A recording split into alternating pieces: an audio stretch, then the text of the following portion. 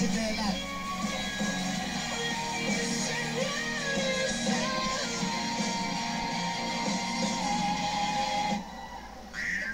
Yaya, Ano sabi? Oo, nagwo-worry daw siya. Huwag ka mag-alala kay Alden. Papunta na yung dito. Oh, wala ka namang relo. Meron. Malapit na yun, malapit na. Oo, alam naman niya kung saan yung tinutukoy, na siya yung tinutukoy ng diary at yun yung tinitibok ng babaeng kinukot. Ikaw yan! Uma-arty na naman siya. Magtiwala ka lang sa kanya, Yaya, ha?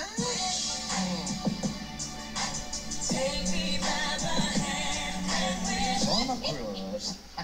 Ang mabuti pa, habang wala pa si Alden ay hinihintay natin, magbigay na muna tayo ng mga swerte doon sa pabarangay dito na susugurin natin. Pwede, na pwede. okay? Susugurin tayo.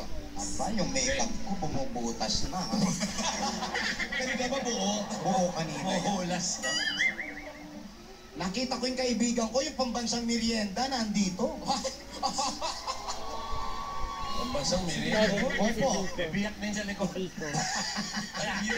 Nakita ko kanina si Biko, nandito kanina. Apa?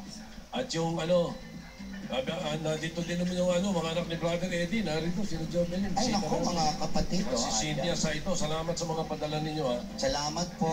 Salamat. Salamat sa inyo. Kaya lang, siyempre, inanawagan tayo, nagpapasalamat tayo sa mga local government units na nga'y tumutulong, di ba, sa mga mayor, mga ganyan, pagka yung pupunta ang Itbulaga, nakikisama sila, yung mga kapitan na doon sa mga ayaw makisama, kalaban niyo buong Aldab Nation pag ayaw ninyong makisama sa... Bahala ka.